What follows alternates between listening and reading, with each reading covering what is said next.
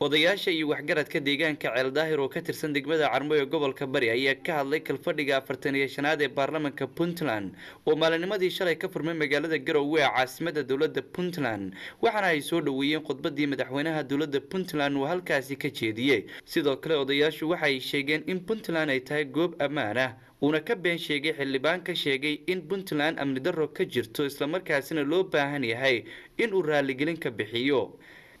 iyo xildhibaankii su'aalaha soo jeediyay waxaan leenahay Puntland waa dhul nabada waa dhul maaragtay aan dhibaato ka jirin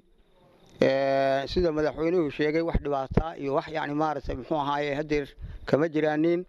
anagu waxaanu nahay gobolka Bari waliba waxa degmada Carmo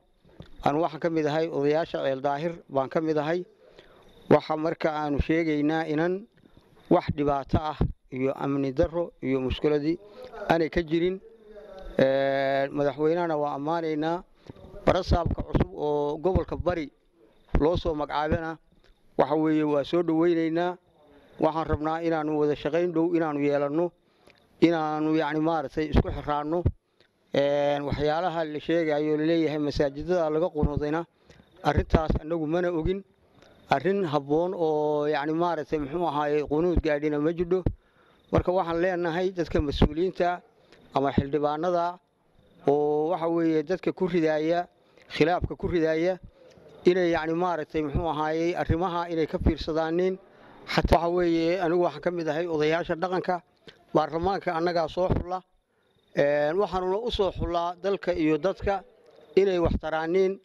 hadii uu maaragtay baarlamaanku yiraaho mushkilad baa ka jidha oo Puntland waa laga qunuuday arinta waxa weeye anagu ma ogin dhaqan ahaan ma ogin shacabkuna ma oga waxa loo baahan yahay arinta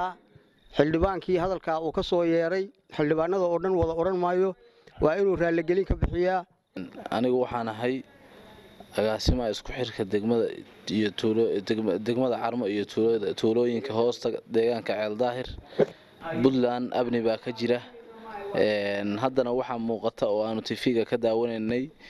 baarlamaankii oo xildhibaano kamid ay ka hadleen oo madaxdii u sareysay ku cambaarayeen oo waxaan munaasib ahayn iyo qunuud iyo wax aan macquul ahayn ay ka sheekayeen raali gelin baanu ka bixinaynaa xildhibaanadu shacabka ay matelaan mana aha inay shacabka iyagoo matala oo ku yimi odayaasha iyo beelabeelo ku soo baxay inay cambaarayaan madaxda u sareysa xaq uma leh wixii kale oo xaq u leeyihiin way garan karaan run ahaantii waa ka raali gelinayna mar koowaad iyo mar labaad madaxweynaha Puntland Saciid Cabdullaahi Deni shacabkii baa okol deegaamada wax dhibi kama jiraan gobol xildhibaan Caawil wuxuu yiri Puntland waa laga qanoodaa 5 sano horena uu ka shaqeynayay oo dawladii hore oo Cabdiwali buu ka soo shaqeeyay maanta inuu dhaho Puntland waa laga qanoodaa wax macquul ah iyo wax dhici kara midna maaha qunuudna wax aynu aragnay ma aha waxaanu leenahay marka xildhibaanadu hawshaas ka fiirsadeen hana eegeen madaxdana yaan la canjarafayn madaxweynaha Puntland waa shaqeeyay waana dadaalayaa waana u hambalyeynaa shacabkii iyo maamulkiiba hadii aanu nahayna waa ku taageersanahay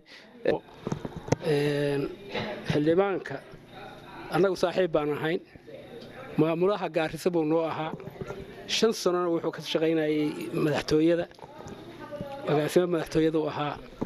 horta inuu ka raali geliyo dawladii hore iyo tan waa isla mid Puntland way laba farq ma kala laakiin laba nin baa kala haysta inta kadib waxaanu ka xunahay madaxweynaha aflagaad way wax Puntland qunuudna waxay anigu aqaan qunuud salaada markii la tukado habaar way Puntland intaas kama jidho waa meel nabadgeliyo oo aan laga oran loo qunuudin waayo qunuud habaar weeyo habaarku de meeshaba kuma jiro waxaan leenahay madaxweyne raali ka ahaw waa wiilasheenii annaga soo dooranay